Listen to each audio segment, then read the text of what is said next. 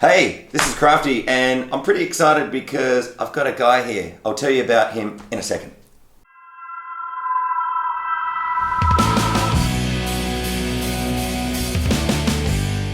So, my guest today is Mark Curtis, and he is a legend. It's not Dave Grohl. We might talk about that a little bit later, but yeah, so Mark, thanks so much for your time today.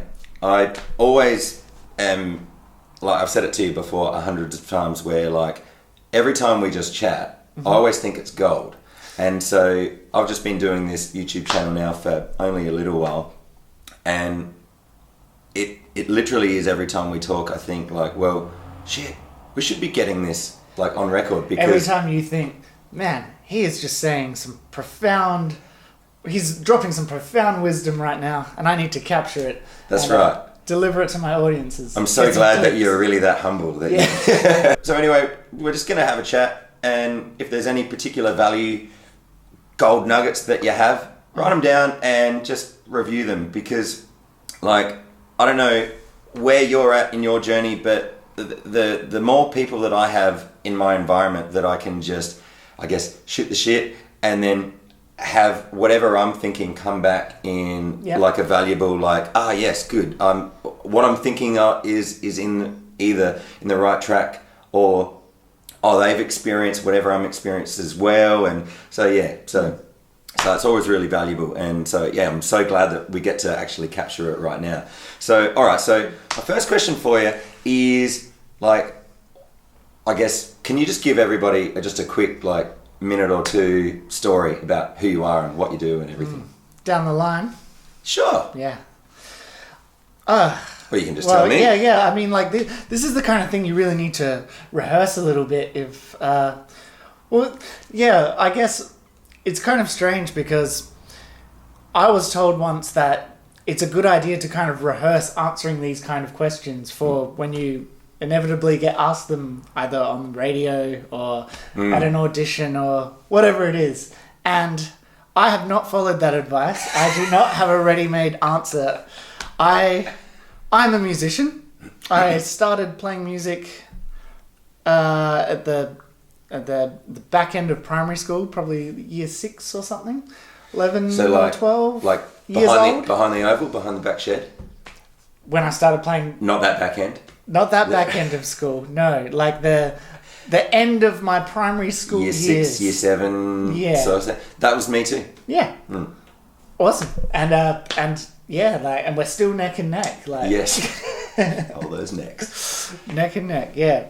I just kind of, I've been playing music for a long time. I went through a phase of kind of going, I really hope that one day I can play music for a living.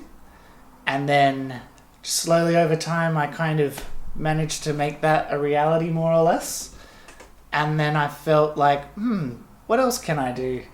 So it's been a balancing act of kind of saying yes to lots of things, kind of making friends with the idea of being uncomfortable and vulnerable, I guess, has been a big part of it. Like, when I started out, I had it in my head that, I'd love to sing. I'd love to sing songs and write songs in front of... I love to not write songs in front of people. I'd like to write songs maybe in my bedroom and then play them for people. Deliver them out to their ears. Yeah. Like, and I guess that was kind of what got me into music, was the idea of kind of learning some songs, being able to write, being able to play.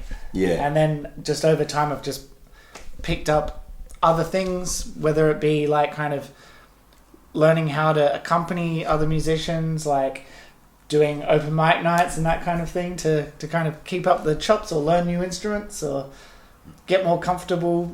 Like, there's just so many elements that go into playing music. And I've found that, like, you don't have enough time in one lifetime to learn them all. And I'm just super, super appreciative that I stumbled upon this path, or it was fated. I don't know. I haven't made up my mind exactly about that side of things, but like that it chose you. It feels like that. It definitely feels like, it feels like I wanted to learn guitar. I discovered Nirvana at some point. I always liked music, but then like kind of that happened. My dad had a guitar when I was growing up. He also had one of these guys. My dad could always tinker around and play a bit. And my grandpa played as well. So there was just music around. And then just one day, it just kind of like, it went from like kind of, oh, I like music, maybe, to like, I'm obsessed with this. I'm going to do this. Can you remember the moment where you were like, yes, I'm going down that path? Because for me, it was like a lot of little steps. Like, it's a very uncomfortable feeling thinking, yeah, I'm going to do music for a living. The amount of times that people would say, yeah, cool, but what job are you going to get? Yep. You had that? Oh, 100%. Yeah, definitely. So yeah, I think it's one of those things that when you're telling your story, when you're working out your narrative, I think that like people have a tendency to just kind of change the story into something that makes more sense. And it's easy to kind of go, yeah, I was always drawn to it and I knew straight away from day one and blah, blah, blah. But like, it's kind of, that wouldn't be the whole truth. The whole truth would be, I started out and I liked video games, and I was kind of like, I had just this kind of general level of anxiety about one day I'm going to grow up and I'm going to have to choose some kind of career path. And I was looking for that thing that benefits society, that is... I didn't do very well at school, so it was kind of like it needed to be kind of attainable. So I was racking my brain. What could it be? I mean, I like music. I'll do that. My mum was like, "Oh, you have to something. Music's great, but you have something to fall back on." I'm like, "Yep." I agreed with that, and I was like, I thought about it, and just I guess like when it got to about year 10, I just went, actually, no, this is what I'm going to do. I don't want to do anything else. Like, I'm going to just give it a crack. Yeah. So year 10, for me, it was getting my year 12 report card. Really? My year 12 results was like, music, good, everything else. I passed, but it wasn't, it was just obvious that, well, okay, you get it there in black and white and you go, right. Yeah. So... okay, so I guess I got to do this then. And then it's, how the hell do I do that? Yeah. Yeah. Same with me again. Except I didn't pass year 12. I went through school and I mean, like this would go into another subject, but I had like an undiagnosed learning difficulty at the time. Yeah. Which isn't the entire reason that I failed. There was lots of things that went into it, but the only thing that I could do easily was like I could pass music because I cared about it and I did it, and it wasn't even really a chore. It was kind of like, because I did the whole it's not work solo performance thing in on guitar in year 12, and I did well in that, and like the other stuff was either C's or D's, exactly the same. Exactly the same. And it's like, I remember, so I really like drama, but like, man, I must have just got through by the skin of my teeth. Well, because of the writing stuff? I don't know. Yeah. I mean, what I do know is that if I think back to year 12 for me, is that I just did so much extracurricular stuff in music and did heaps of work for my music classes. Yeah. So, as in solo and ensemble, I did. No theory, but, which then, of course, years later, I think, damn, I should have stuck with some theory because of how helpful it is. But at the time, I was just all about the performance. And so then when it was just everything else just got whatever it could be at the last minute to be able to get whatever assignment in. Yeah. And with my drama performance, learning my lines. Oh, God. But yeah, so like I got through, but it was only just because I needed to get through. Whereas music, it wasn't work. As you say. Yeah, for me it was like the school I went to St. Enfield's College, RIP. Yeah. And this was like a kind of a bad school, a challenging school, a shit school. That was like on the way. It was very much on the way out. I mean, it doesn't exist anymore, Yeah, but yeah, like yeah. the numbers dropped. You went down with the ship. Yeah.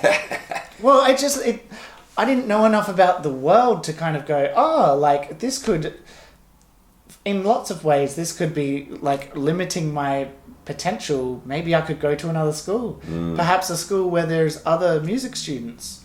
Could be an idea. But they were nice enough to run Year 12 music for me, and I was the Year 12 music student. Yeah. So I've taught at a few schools where I'm it's thankful like that they did that. But there's one kid or maybe two. Yeah. For me, there was three in my year. Me, another guitarist, and a drummer. Yeah. Yeah. But even that is like enough to kind of have an ensemble. You know, like well, we had heaps of other people that were doing the extracurricular band stuff. Okay. You'd practice after school, and then you'd get out of class when you'd have a performance, and you have to be there to set up. Yeah. You know. If it was like a lunchtime thing, and so from recess onwards, you'd be able to just hang out there and do the sound checks and maybe a couple of run throughs or whatever. But yeah. Yeah, cool. Yeah, and I'm assuming would have you had that type of thing, but you're playing with the other year level people, or? By that time, I'd got it into my head because I jump all over the place when I'm trying to answer questions. I never do that. Yeah, I'd started getting into kind of, I guess, like I mentioned before that I liked Nirvana, and that kind of got me into music. But like by that point, by I guess year 10, 11, I'd kind of really delve into the whole like kind of 90s alternative Seattle-y scene, and I was just kind of in love with the story of how it was like a whole bunch of bands and a whole scene and a whole community of people, and they're all playing in each other's bands and blah blah blah. So I'd kind of decided that like, all right, I need to kind of like pull together every musician I know. I need to be in a band. I need to kind of get this happening. And so yeah, I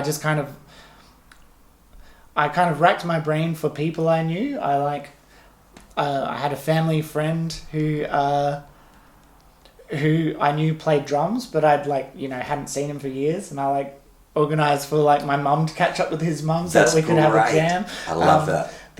Some of the kids in the lower years, I'd be like, oh, can someone play? And I met one guy, Ashton, who was good at playing bass. I'm like, dude, we have to be a band. Yeah, what music are you into? Cool. You need to start listening to the bands I like. It wasn't that bad, but it was a little bit like that. Yeah. Just because I had. Well, if you're leading it and if you've got this vision, then it sort of makes sense that other people go along with the person who's leading the way. And that's the funny thing too. You learn about that. You learn music is a great way to learn about just social interactions, and just how does something go from being an idea when you're chilling by yourself, kind of going, oh, wouldn't it be great to be a band, to rehearsing your first song, to playing your first show.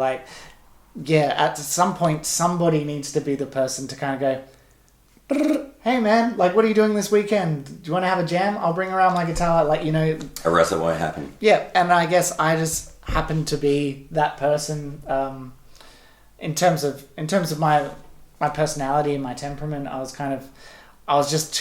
thought about it too much. I needed an outlet for all these ideas and all these thoughts. So yes, your outlet.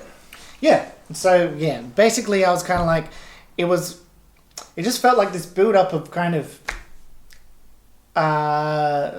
energy or something within me that I just needed to I needed an outlet for, and it wasn't just being handed to me. So I decided that, all right, I'm gonna ring people. I'm gonna organize things. I'm gonna catch up, see who's keen, who wants to play in a band. Yeah, I just kind of every person I knew that played music. I'm like, hey, do you want to? Let's have a jam. Or that kind of thing. So it's kind of like you were a pimp. Yeah, that's exactly where I was heading at. A musical pimp, a mimp. I don't know how I was. How do you mean pimp? Okay, probably a bad choice of words, but kind of like the master of puppets, the one that is the guy that's organizing, putting everything together. Yeah, I was definitely actualizing my will to kind of make music happen. That's what I felt like. I felt like there was music somewhere. There was the potential for music somewhere within me, and I knew that I was inspired by groups of people playing music together. So I knew that that's what I wanted to do. I didn't want to just kind of have a guitar and just play in my bedroom. I'd been doing that for years. I wanted to kind of... I just had a feeling that like I would find some fulfillment in syncing up with people, playing music with other people. And so how would you describe that feeling now that you've achieved that and you still do it? Obviously, there is something really special and valuable about that, just as a human being to do that. Nothing necessarily about performing, I guess, but just the fact that you sync up with those other human beings. How would you describe that for you? Yeah, I guess this is kind of getting towards some of my philosophies on life, but I've found that music has been a kind of gateway to kind of help me look at life in a different way, and I think the thing you were just talking about then, the syncing up with people, the whatever it is, I kind of see music as being like this kind of small microcosm of how energies and people in life occur, or interact, connect on a grander scale, and it can be everything from how you get along with your housemate, or how you go to the shops and say hello to someone that's working there, or you know what I mean. It's kind of like this rich tapestry of interlocking things. Yeah, it's sort of it goes further than just the music, doesn't it? Yes, yeah. Well, the music is like a little mini expression of that, and I guess like a catalyst, maybe, perhaps. A catalyst for I guess for exploring it. So I see it as kind of like when you meet somebody and you kind of gel, you get along pretty well. If they're a musician and you're a musician, it's really quite interesting to kind of bring, I guess, all of your experiences and what you like about music, what you like, say, melodically, or chord changes you like, or whether you like simplicity or whether you like complexity, whatever it is in a given moment, you bring that. And then somebody else brings their version of that, what got them into music, what they like playing, what they like expressing, what they're feeling at that particular moment. And then you combine them and they make something that is, I guess, like kind of complex on a grand scale. It's kind of like all these tiny little interactions that you can't really perceive are just happening, and then it just makes something, and that something only exists while it's occurring. So it might be as simple as someone's got a tambourine, someone's strumming a chord, and that's all that is. But there's such beautiful, I guess, like almost like kind of fractal complexity going on with the way that one person feels music and the way that another person feels music, and they share that together. Because if it's only one of those people, well, then you wouldn't be able to get that. It's a different thing. Yeah. You're getting one person's thing. But as you add other people to interact, it becomes more complex, and I guess sometimes it brings tensions, sometimes it brings synchronicity, but I think it just generally it's a beautiful thing, and it's kind of one of the most pure expressions of being alive or being human. Yeah, totally. Yeah, you just reminded me of, I guess, why for so many years, it's one of the reasons why I resisted going solo. Yeah. I guess was insecure, it's kind of like you're naked or something like that, it's like you're just exposing everything because it's only just you playing the music, and then you can't hide behind any other person's noise, it's all you. So I had that feeling, but also it's like if I was only performing, playing whatever by myself, well then you miss out on that connection, that the thing that happens when you've got an extra person or more, I guess all of those ingredients go into the pot rather than just only your own ingredients Yeah. that you've brought to the table. Yeah.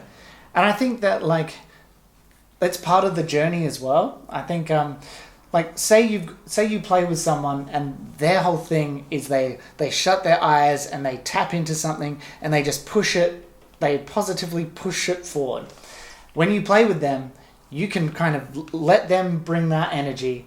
Say you like to kind of you like to punctuate or play off of it or whatever. I think it's really cool that like you can kind of play with that person and you can kind of let them take care of that part of it while you do your little thing. But it's like when it comes time for you to play solo, you might realize, oh, this doesn't push. And then you have to learn how you would go about, I guess, like doing that same thing. And in a way, you're learning off of each other. It's like that other person that kind of gets into the zone and they push it forward. If you like that energy, you need to start searching or working on how you can say that yourself. It's so hard to describe these kind of concepts, isn't it? Like But I find that this is why I've got this guy here, because every time that we chat, like I might be ringing him to just say, hey, are you able to do this gig on this particular day? And then all of a sudden 20 minutes will go by and we come across some of the most greatest philosophical yeah, that's not a word, is it? Yeah, close. I'm a philosopher, that's what it is. But yeah, philosophical, thank you, types of ideas and concepts that make me just go, yeah, like I feel like that. But like how does this guy always like manage to get it either out of me, or I don't know if you kind of feel like that as well when we chat. And then I've got other people that you can get something similar, but just with you I always really appreciate it, because nobody is able to articulate the way that you do about that type of thing. And I always find that I go, yeah, it's great. I've spent a lot of time being a nerd and just thinking. I spend a lot of time thinking about my thoughts. Which is, I mean, and I guess that's probably one of the things that draws someone towards pursuing music as a thing that they do with their lives. Because like, I think if you just kind of went, I like to put my... I mean, you could. If you went, I like to put my fingers on this string and I like to make noise and I like to stand and look cool and stuff. Like, I mean, that's all part of it. It's all part of the energy. But I think that, like,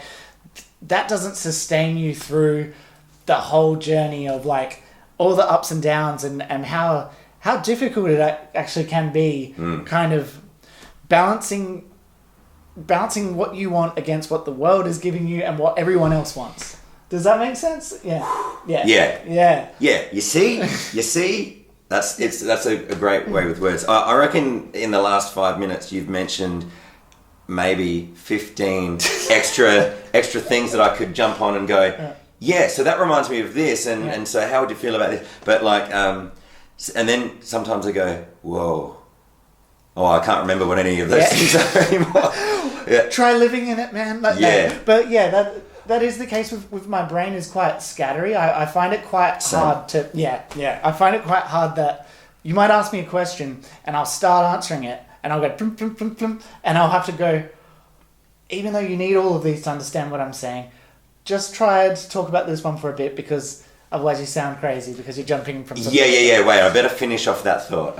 Yeah. So I do remember a thought now. So you said, I spent a lot of time thinking about my thoughts. Yes. That's really profound, and I guess it's not. It's either profound or really dumb.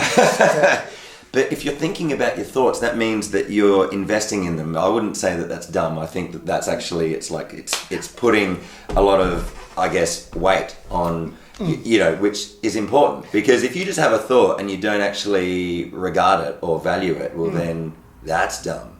Yeah. And that was just a defensive layer of like silliness. Like, yeah. By kind of calling it dumb, it means that like if somebody is listening to me and saying, this guy's fucking dumb. Then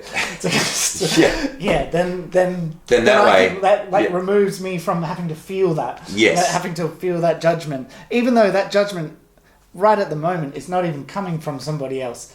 It's coming from myself. Yes. But like, and I guess that's kind of what I'm talking about, is that you think a thought and then part of you kind of removes yourself from that and thinks about how might that be coming across to a hypothetical somebody else that and depending on how harsh you are to yourself, that hypothetical someone else is either super critical, or that hypothetical someone else thinks you're pretty cool and you're like nailing it. Like, There's a lot of different aesthetic things at play that will either dictate yay or nah, you know. And that is so much of I guess being an artist, or being a well, I can only speak for being a songwriter, a musician, but so much of being a musician is learning how to make peace with your ideas about how you come across to yourself and how you'll come across to other people, and making peace with the idea that it will work for some people, but then it won't necessarily work for everyone. And the reality that you will never get to experience something as the third person. You can only chuck stuff out, and you can be aware of how it feels to you in a moment. Because in another moment you might feel different. In another moment you might be like, oh no, I was right. You know, when you write something, you're kind of going through the process of kind of solidifying something. Like, so you take it from being the potential of, say, a chord progression and a few lines. You take it from being, I could write any chord progression and take it anywhere, and I could say any line about anything. But then once you make concrete decisions and start doing it, you then have to wrestle with the idea of, like, how will these choices affect firstly how I feel, and then the outside world, whether that's a potential love interest, whether it's a friend that you haven't seen for years, whether it's someone you don't know that you kind of respect a bit as a musician. Family, yep. Whether it's a total random that's just sitting there looking sad, or looking happy, or looking disinterested, whatever it is, it's like all these things solidify once you physically do them. Yeah. And I think that the line between idea and potential, and I guess that world, and the physical real world, you're constantly like having interactions from those spaces. So when I talk about thinking, it's kind of thinking like, when I play a chord and play some music, how much of that is like, how is it going to come across, and how much of me has to be in the zone of, oh, this is quite important, or how much of me has to be in the zone of, everything's cool and I accept everything. Yeah, it's a balancing act. It's a juggling act. Yeah. It's a juggling balance. Yeah, so the reason why that thinking about your thoughts kind of pricked up my thought process into going into some other, I guess, story or just idea on philosophy is that, don't be fooled, guys. You know, we may look like we're kind of either grungy or funky or whatever. I mean, I don't want to, I guess, give your own impressions of from which we look like the image that we're giving off, right? But you kind of have to be a nerd, at least to a point, with this thing of music, really. You know, because you could, I mean, it depends on how far you want to take it and everything like that. But like, if all you're doing is just either trying to look cool or trying to sound cool, like without actually like really taking it, you know, I guess whatever step further that you can as an individual human being, like I guess what I'm saying is we're not just on the surface here. You know, there's a lot of like deep thought and a lot of just, you know, like reevaluating all of that. Yeah, well, the funny thing is though, I would say that it kind of taps into the rich tapestry of life, because what you're describing there is I guess how you are and how I am also.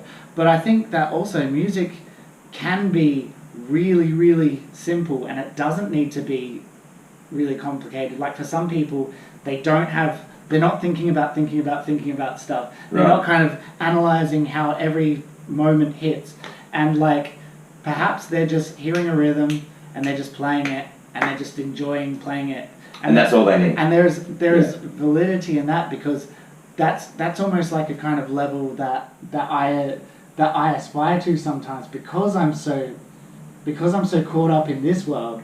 It's kind of like I can see all the value in this world, but thinking about stuff too much can stop you from being in the moment, and it can stop you from expressing, not authentically, because I guess you can express conflicting thoughts authentically, but like it's kind of, it's horses for courses kind of thing, you know, like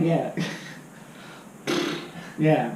I think it's kind of like there's value in getting something across plainly and simply, like for just what it is. And maybe it's just kind of like someone singing a song, you know, and you just sing along without thinking too much about whether you're in key or, you know. Yeah. And I think that like we can impose these values on them and kind of going, well, that person needs to think harder about it and figure out who they are as a musician and blah blah blah. But I also accept that you don't have to. To a majority of people, they do not agonize over things like I do, and I guess that's what makes me who I am. It's my tendency to be like that. I think what I was getting at is that if you're really into music and you know you love it to the point where you want to take it a bit further, which doesn't necessarily mean that they have to have the type of lifestyle or the career or whatever it is like what we do as full-time musicians. But if you only think that it's about like whatever is on the surface, and also like whatever the smoke and mirrors stigma of being a musician is, well then it ain't. You kind of have to, like, if you want to take it further, well then what I'm suggesting is just stop and have a think and have a reevaluate, and then what will kind of happen is what you were describing earlier about how it's taking it further into the cosmos or whatever. Yeah. I'll kind of say that it actually, try and get my thoughts together. I think it's a lot to do with you get value out of it by searching for it, and I think that like for me, it's been invaluable thinking about these things and kind of like and exploring them because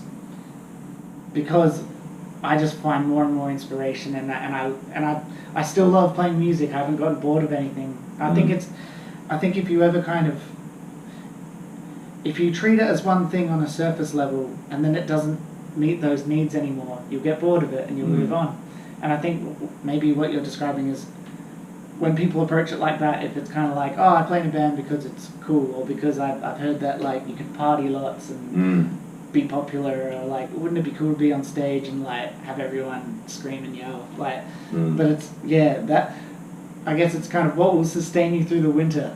Because life isn't just like, man, party, awesome, good times, you know. It's like it'll go brew, brew, brew, brew. And that's why I've found like kind of delving into the different facets of music has made me super, super appreciative of being alive, being a person, having great relationships with the people around me. And I feel like that's the big lessons that music is continually teaching me.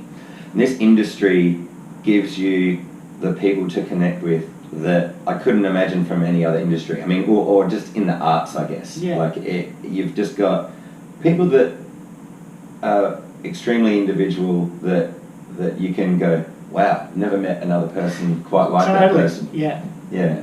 Well, I mean, I feel like those people are everywhere. It's just that, that's true. Music, that is, the cool thing about music is you get a shortcut. I think if you get to kind of watch someone go up on stage and play something, you get to see like you get to see them, for a lot of people, doing the thing that they really love in life. One of the things that really makes them kind of come alive. I guess it would be the same as if somebody was into computer programming or something, and they design something that they really love. Like if you got to see them kind of do that in and talk zone. about that, and I feel like everyone has a kind of a natural creative energy. Like some a drive people to just kind of don't. find, like they don't tap into it. Some people, and I guess I've noticed that when they're in other industries where they don't get to. But I mean, I remember I had this student once that she came in for a lesson, and I tried to get her to do something that was, I guess, creative. Yeah. And she looked at me in the eyes and said blankly, "I don't have a creative bone in my body." And her name was Emily. Sorry, Emily, if you're watching this. No, it was years ago. She won't be. And she said, so she said, "I don't have a creative bone in my body." And straight away, I don't know how I managed to come up with this reflex response, but I said, "Who did your hair today, Emily?" And she kind of did, "Oh, okay. Yeah, but not with music." Yeah. And then I just said, "Well, you do have a creative bone in your body. Perhaps there's a way that you can tap into that for your music." And I can't remember, this was a while ago, I can't remember, if that did or not for her. But yes, we all do, no matter what industry you're in and whether or not you get a chance to tap into that. Yeah. Well, it takes creativity to make up sentences and communicate to people. Exactly. It takes creativity to decide what you're going to do. Even if you do the same thing every day, like to build a pattern, I mean, like if you are a really boring person and you wake up at the same time and you eat the same food and then you go for a walk to the same place. I mean, I'm describing myself here actually, but but say you've got a routine that you do every day. Even the creation of that is still creating. That's right. And it's like if you just say, instead of doing that, the thing that you do is you clap your hands. I'm just repeating the same pattern.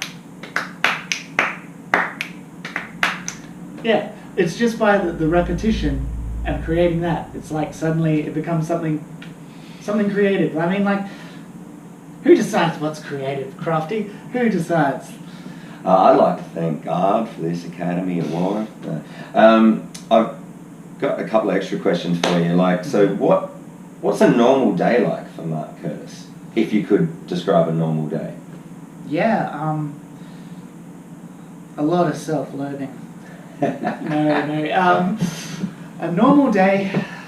Well, that's the funny thing about my lifestyle is that I don't really have much of a routine. The funny thing is, as a person, I do gravitate towards routine and stability, just because my life is also quite chaotic. I'll hang on to little things like, so we went and got a coffee today.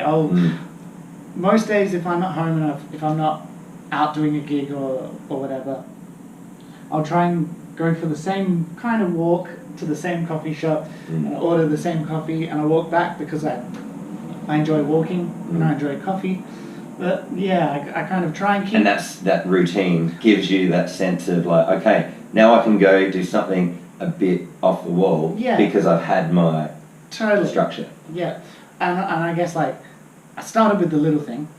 Let's go back to the bigger question, which was what does a routine look like? Okay, so on any given day, say the night before, I went to bed sometime between maybe 11 o'clock at night and 2 or 3 in the morning, depending on many. It was many a gig factors. or gig or just sometimes it's just hard to sleep, whatever. And then so the morning will either be, I try and keep it 10ish or before when I get up, but I generally keep later hours, and but then sometimes I have to get up for a gig or because one of the things I do is I play in a kids band called the Just Add Music Band. You can book shows if you're in a primary school or OSH. Anyway, so if I'm doing one of those, I'll get up earlier, go do that show, but if I'm not, I'll kind of go get a coffee and kind of like do my little routine things. I try and keep my home life going, whether that's like wash clothes, like all the boring stuff. The stuff you have to do at some point. Shopping, that kind of thing. But I'll always play instruments. At the moment I'm playing about maybe 10 different instruments. So yeah. Which ones? Guitar? Yep, so guitar, which I kind of like would put into a couple of categories too. I mean, like, because it's one thing to, this kind of stuff I'd play on my acoustic guitar is a little bit different to what I'd play on an electric guitar. Like whether it's just bends or like maybe using a slide or any of that kind of stuff. Yeah. Then I play mandolin, and I try and play mandolin. They all ebb and flow, you know. Like Totally. I try and play enough so that like if I suddenly have a gig where I need to play it, it's not completely foreign to me. Yeah. So that might be once every week or two, I'll have a play, and then sometimes it's like multiple times in a week. Sometimes it's like every day for a week or two. But yeah, I'll play a bit of mandolin, or I'll play some drums, especially if we're doing a gig and I need to learn a song. Drums takes a bit more practice because I haven't been playing for very long and I'm not very natural at it. I'd say like my physical limbs keeping time thing is not my strongest point. So yeah, that takes a bit of work, a bit of bass. But yeah, like my recent obsession has been playing some bowed instruments. So I've been playing a bit of violin and a bit of viola. Yeah, I was just listening to his viola before. It was meaty. Yeah, yes, very meaty. I go for the like vegetarian meaty sound. And singing. I have to. So singing is an interesting thing because I find that you have to sing enough to keep the coordination and the confidence up, and that you know what you're doing, and that it feels comfortable in it, and it feels like you've done it recently. But I find if I sing every day, my voice gets a bit thrashed. So I'm in a constant state of maintenance, because if my job is I have to sing, and I do some teaching as well, and I have to talk for teaching, plus your day-to-day socializing, whatever. I find that I have to be pretty careful about how much I sleep, how much water, cups of tea I drink, and and try and sing enough that I've practiced a bit and that I'm still kind of pushing myself to be a little bit better than I was yesterday, but also kind of taking some days where I don't talk that much. Yeah, yeah, I do the same because I think for me in my life, I'm utilising some instrument, and your voice is an instrument, right? So the maintenance thing for all of them it's quite a juggling act. Well, the same with the hands. Like I feel like, you know, maybe if you kind of go through a phase where you get a bit obsessive and you start and playing for like a few hours a day, that's cool.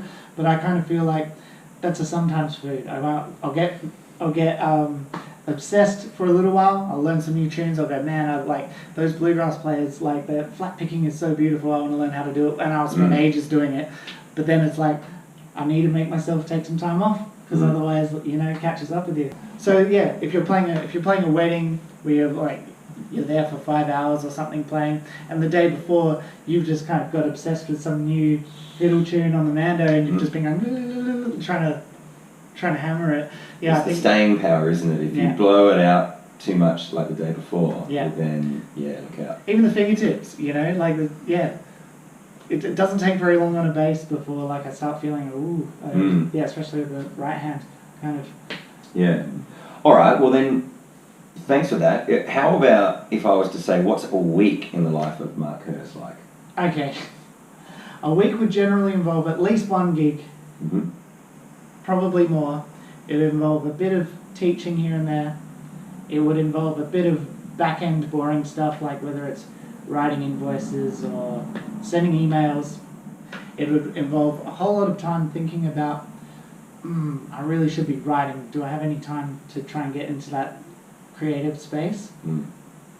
Sometimes it involves going to that space. Sometimes it involves just feeling a bit bad that I didn't make time for it. Yeah. It would involve practicing probably 5 instruments, maybe 4 or 5. Also, yeah. And it's really quite similar to me. Yeah. Just I'll probably lean a little more towards the original stuff than you do, and a bit less towards the kind of working musician. I don't have the consistency of gigs that you do, just because. Well, firstly, I haven't worked at it, but also, that's your balance, though. Yeah. Yeah. I guess look upon your existence and then sort of envy the fact that you've got more of a connection to the originals, whereas I started out doing that. I think the first 8 years of me, I guess if you call it in the music industry, was probably all original stuff. So yeah, it wasn't really, I guess, earning the money to be able to pay the bills, which is fine because at the time I was living at home with parents. So, yeah. Whereas then, you know, you adult up a bit and then all of a sudden you weigh up, well, what is really important? And I think what I would love to do is to be able to incorporate that more, to be able to have enough space in my life to be able to then put that in. I feel like that I need the space. If I force it, then it doesn't feel right. And I get that. Yeah.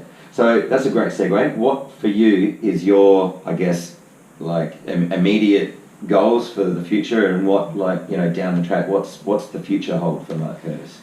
Okay, so my immediate goals, like, I guess I divide them up into, like, I guess personal musical goals would be I want to get more comfortable on bowed instruments. I would like to get to the point where I can put layers of string things onto my demos and they don't stand out as like, oh, like, did you play that yourself? I can tell, you know, like, I'd like it to just sound like music. That's like one of my goals. Another goal is to just create more. Just kind of go back to some of my old songs and kind of rejig them, finish some stuff off. Yeah, I'd like to kind of get like a little set of, like, maybe an EP of demos done in the next 2 months or so. Watch this space. Yeah. My band goals is, we're lucky enough to be playing the Adelaide 500. We're playing the Americana stage. So the goal is to have enough rehearsals that we're firing on all cylinders, that, like, balance everyone's personalities, make sure everyone's happy. Yeah, feeling good. Yep, feeling good. And then try and have fun. Well, that's a big thing for me also. Is kind of like, I stress a lot about trying to do my best, and it can sometimes get in the way of actually enjoying what I'm doing. So yeah, that's another goal, is to spend a bit of time reflecting and kind of being grateful for the opportunities and the life I'm living at the moment, which is great. Yeah, because when you're doing it, it's hard to be able to see yourself as a fly on the wall and be able to actually go, wow, I get to do what I love all the time. Because some things can be a bit challenging and whatever, and you can just forget that fact sometimes. And yeah, just the nature that everything is temporary in life. So it's kind of like, if you're enjoying playing with some people at the moment, chances are one day will come when you don't play music together anymore, right? And that's just that. I mean, I know so many different factors of reasons why. Oh yeah. You don't even have to, like, go into that. You just know it from experience. I mean, like, the first bass player you played in a band with, all that kind of stuff. You know, like, at some point life happens, people move apart. So, but when I look back on those moments, I'm like, yeah, there's some beautiful things in all of it, and quite often I'll think, oh, I wasn't super appreciative of it at the time. So I'm trying to be mindful of that like I'm living in a good time in my life right now, and I'm really enjoying playing, so trying to enjoy that. I'm back at uni. I'm finishing an honours degree. So my goal is to do well at that. And what's your honours course in? It's the popular music course at the Adelaide Conservatorium. Of lots of students. It's popular.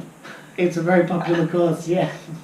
And I'm just super lucky to be able to do that. I mean, like, basically I just have to create music. I have to compose music, record music, create music. Stuff that you would just like to do anyway. Well, I kind of freed up time in my working life to go back and do it. Just so I could spend a year trying to be in the creative zone as much as possible without life kind of kicking my ass for it. Of course, getting in the way. Yeah. All right. Couple of really quick fire questions. Yep. What was your first ever record that you bought? Or cassette or CD, whatever? Yeah. First album or? One that I bought myself with my own money? Sure. Okay, I reckon it was Bleach by Nirvana. Cool. Yeah. Yeah, nice. Do you remember your first ever gig? The first, like, kind of big scale one? Oh, like, I think it would have been like Peter Coombe or something. But, like, my first proper gig, I think, was seeing Placebo at the Theatre. Right. Yeah. Nice. And so what about you? Yeah. What about you as a performer? What was your first ever gig? Do school performances count? Sure. Yeah. A couple of my friends, like in our first band, we went and played at Salisbury East High School in the So like you were on tour of schools? Yeah. We went to our drummer's school, and they actually had a music department, and they had other people studying music, and and we went and played in their cafeteria or something. I think that was probably the first time I ever went and played, you know, and that was really cool. It was just kind of, because at my school, I played music. This is not a quick fire answer, but at my school, like, no one cared that I played music, really. Right. Like, some of my friends would just give me shit about it. And they would also just be kind of used to it as well. No, they just didn't care. They didn't care? Yeah. Oh, lovely people. Yeah. Generally. Yeah. Supportive network. Yeah, it was like, it was a culture. It was a culture there. But like, so it was really interesting to me going to a school where they had like a little music community. Of course. Where they had like the younger kids that were kind of like, whoa, how'd you play that guitar lick? And like kind of, and the other guys that were kind of my age, or other guys and girls that were my age, kind of going, oh, hey, like kind of like, oh, really cool. Like just being positive about it. Kind of like, yeah, it's like, oh, we value what you do. And it's kind of, oh, there may be a community here for, I may belong somewhere. Yeah. Nice. So, first thing that pops into your head if I say the best advice you've ever been given. Oh. Not necessarily music, by the way.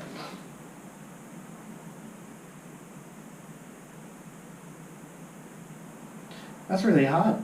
Because I kind of feel like, I feel like whatever advice that is, if I was following it, then I'd be winning far more at life than I am right now. This is actually really, really, really difficult. Yeah, that's okay. Best you're allowed to pass any of these questions, by the way. Oh, but I feel like that's cheating. Oh, okay.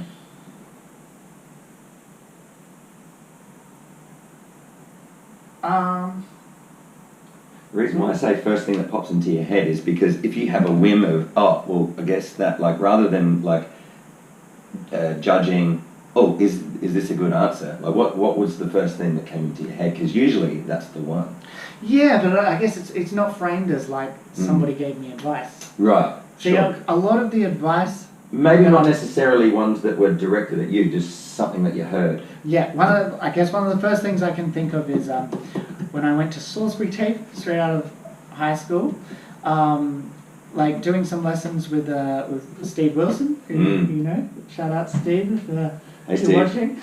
I did the Salisbury Tape thing as well. Yeah, but I don't feel like it was advice. I feel like I just kind of, his approach to music was so chilled and down to earth. It's just kind of like, it's so easy to get caught up in the kind of the egoism of like, oh, I play a guitar, like, can I play fast? Can I play something harmonically complex? Can I play smooth? Can I play cool? Like, are other guitarists watching me? Are they like impressed? Are they intimidated by my prowess? Can I play really loud? Yeah. And he was just so like kind of, it's just music, man. And I think that was just one of the most beautiful things, because it's like, it's like, on some level, yes, it's a great thing to push yourself and be the best you can be, but on the other level, like, you're putting your fingers on a piece of metal, on a piece of wood, like, it doesn't matter. It's all cool. Like, just kind of just live your life and be as good a person as you can possibly be, you know? I think that's kind of, something like that. Yeah, I like it. So, last one that I can think of is, do you remember where you and I met? That's funny. See, I'd heard of you long before I met you. Right. I met you once watching Rage one night when a Close Call video came. The cartoon me, the stick figure. No. Oh, it was another one. Yeah. Like, you were in it. Like, I know that one. I do. Well, we didn't meet. Maybe. We would have said hello, right? Yeah. When my band, we played a battle of the bands at Jack's Bar in Salisbury. Was I emceeing? You were emceeing. I remember that night. Yeah. And so you would have said, "Hey, how's it going?" I'm sure. But like, yeah, Gotcha. I don't remember kind of hanging out or talking too much. It was What? one of the heats. Yeah. Yes, that's right. Yeah, no, I do remember that, and I do remember that my like at the very end of the night, that when I had to announce who the winner was, is that I just decided, just because I think it might have been the very first ever time that I'd been asked to just be an MC, and so I thought, I just feel like milking it. It was pure self-entertainment. It was extremely infuriating for especially this one particular girl. She was about to punch me in the face. Yeah. Basically, she was so fuming that I was just standing up there thanking all of the people that were involved and saying, "You guys just want to hear the winners, don't you? So you can all get home." But before we do that, what I'm going to do is I'm going to, and also a big round of applause for the sound guy. And I milked it so much. And that sounds like you. Sounds like something you do. Have I not changed? No.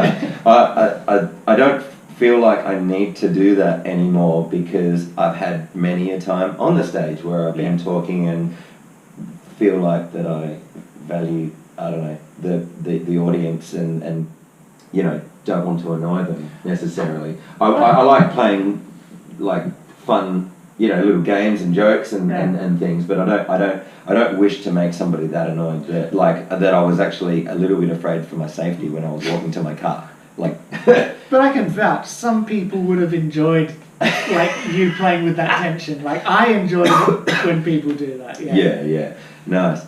I also remember that I'd seen you around, and then it didn't twig all these years later when, because Mark hasn't always had this beard on his face, and then I wasn't born with it. No, yeah. That's an interesting image of coming out the womb when he got the beard. But yeah, so when we were at the Grace Emily one night, actually before that it was at Theo's jam night at the Findon. Yes. And you, me and Gareth were talking about a band that we all share a love for, Regurgitator. Mm-hmm. We were talking about getting up and playing some Regurgitator songs, and we didn't that night. No. But then there was an opportunity at the Grace Emily on a different night at the jam night to be able to get up and do it, and so we did. And I didn't even notice the similar Dave Grohl look that you've got, and then I was so impressed when somebody yelled it out, and you kind of played it off like, no, and then you just did the, I got another confetti, and then just stop, and then go, no. I was like, oh, right, okay, I didn't even, wow, right.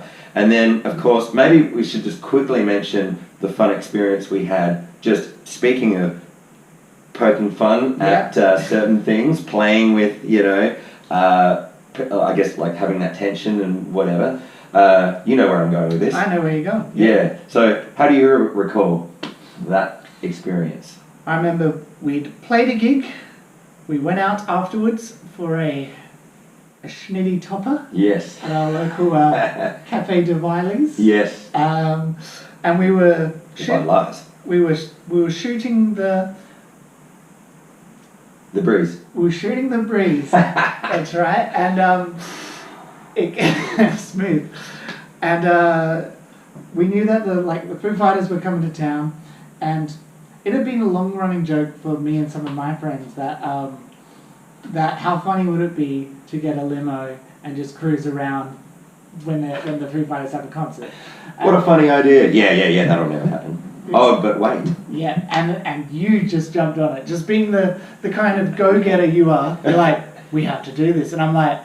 When are the Foo Fighters going to come back, and when is this opportunity going to happen again? Possibly never. Possibly never. Just got to take that opportunity. And I guess the thing for me is also living the frugal musician lifestyle that I live. I was like, I can't afford to have no part of this. It's funny, but it's never happening. And you were like, let's do it. And I'm like, if you pay for it, I will do it. Yeah. I'll and you're like, yep, doing it. And I just thought nothing of it. I thought that it was kind of late night, all these sort of, tired dribble that comes out. But Anyway, it was a couple of weeks later, like, it's booked, we're doing it, get a crew. We got a bunch of our friends. It was my girlfriend Jessie's birthday. I'm like, hey. It was her birthday. Oh, that's right. Hey, we're doing something funny. Come along. You know, she brought her sister Taya. Like, we got a whole crew together. I dressed up vaguely like Dave Grohl. May have dressed. Yeah. Yeah. Put on some aviators. Wore some denim. And it was a hot day. It was a hot day, but I braved it. Yeah, and then we cut some laps. There was some tears shed. Not so much from me, but from the... There were actually people there that were like, oh my god, I'm such a big fan. I can't believe that I actually get to meet you. Mm-hmm. Yeah. And I always say when I'm telling the story, it was actually quite... It was quite a surreal experience to kind of go from, how funny will this be to troll everyone, to... Like, my friend Joel was in my ear at the time. He's like, dude, to make this work, you've just got to have no doubt in your mind, at the moment, you are Dave Grohl. You just have to be Dave Grohl. And so I'm like, all right, I've never done acting, but like, let's see what this is like. And it was actually really messed up because I kind of go into it going, all right, I'm going to be Dave Grohl. I'm winding down the window. I'm like, enjoy the concert, you know? And then the window would wind up, and then I'd be rushed with all these horrible feelings of what a terrible person I must be to be taking advantage of these people. Yeah, even though it was not like I was getting money out of him or anything, but I felt quite. It was quite a deceptive thing to do.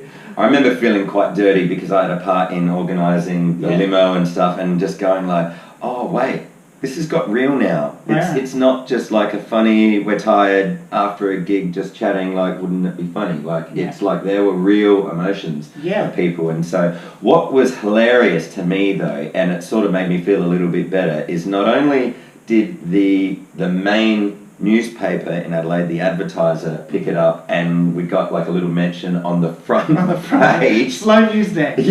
Yeah. Was that then the way that you handled it and just kind of laughing it off as like, look, I think of myself as a Dave Grohl Santa Claus. Look, because the real Santa can't be everywhere in one place at one time. So I feel like I'm just going to spread the joy. The Dave Grohl cheer. Yeah. So, and a mutual friend of ours, Danny, she was saying to me, she said, he handled that really well because not once did you ever, like, I guess, open people up to saying, like, yeah, you're a bad person for doing that. It was always just like, look, you know, if there was anything, any bad emotion with the realisation, look, it was just a little bit of fun, and I'm playing it off as, like, look, I'm not out to get anything out of this, and I'm just, you know, it was a bunch of mates just doing a thing, and then that's it. But by the way, come to my gig. And no one did. No. Like, we still, like, that was the Espresso Martini Festival, which... right. Yeah, well, we didn't play to that many people that day, but... Maybe the karma. Well, I kind of feel like if I'm going to sell out, it's not going to be from Dave Grohl look-alikeness. Yeah. Cool. Well, as always, it's always a pleasure to chat with you, and I hope that you guys can understand what I mean, that, you know, if you have somebody that you ring up and you just, hey, I'm just asking you if you're available for this gig, you know, it doesn't need to necessarily be a complete philosophical conversation where you just go, wow, like, yeah, that's deep, cool. But it always happens with you, so I always really appreciate it, and I'm super pumped that we were able to get it captured, captured anyway. Well, I feel like it hasn't been super easy learning to navigate my brain, but at 33 years old, I'm getting used to it. I'm kind of making it work for me a little bit, and I feel like if anyone else can relate to having a bit of a scattered brain that goes off in lots of tangents. Like, music is definitely a great thing to gear that towards and kind of tame the beast, so to speak. Yeah, and I feel like I think that would have been valuable to me when I was younger, to just kind of see that, oh, like I'm not just a freak that's failing school and has no future. Like if I can figure out how to use my brain, like maybe it can be, I can find like a little niche. Maybe it's geared towards thinking about things, you know? Maybe that there's a place where that is a positive thing and not a negative thing.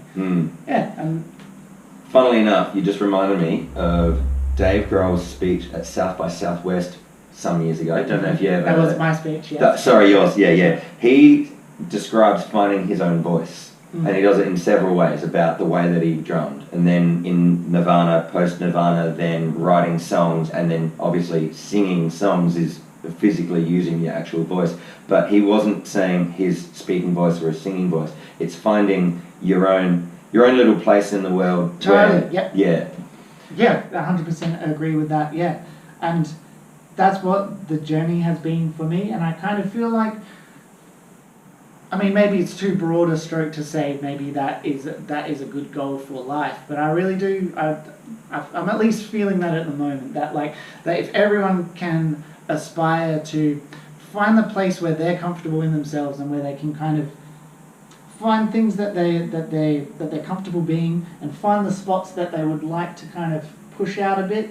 You know, does that make sense? Yeah, totally. Like, whether it's like kind of like, oh, there's that passion that I've always wanted to explore. I'll put myself in a position where I can a bit. Yeah, I think if the whole world was people doing that, I think the world would look a lot better and be a lot more supportive of each other. It'd be a better place to live, you know? Because I think... Because each of us has something to offer Totally. that nobody else does. Even if you're performing a song that somebody else has written, well then the person that wrote it can't play it the exact same way that you can. Totally. Yep. And there's value in that. And I think that like we get lost in the ideas of likes and shares and kind of validation from the outside. But the reality is, like, when you're being yourself in any given moment, that is your gift to the world, and if you can make that a positive thing, that's good. Yeah. And it's only temporary, so appreciate it. Well, you got it. Yeah. Boom. Well, on that note, thank you for your time, and hope you got something out of it. Thank you for your time. Yeah, thanks for putting up with my waffling. Well, can we make some waffles now? It's waffling time. So, thanks so much, man. My pleasure. Thank you for having me. Yeah, no worries. In my room. Yeah. Well, I like this room. We jam here, and it's like I remember the first time that we practiced "Baby on Board" with the barbershop was in this room before it was your room. There you go. Yeah. And this guy, he wasn't here yet. That would have helped, actually. Yeah, maybe. Because, what was my note? Yeah. Yeah. So check out Mark Curtis and the Flannelettes. The link is below in the description. Just check him out. He's awesome. And so I'm going to have some other fantastic mates of mine to chat to really soon. So I'll see you then.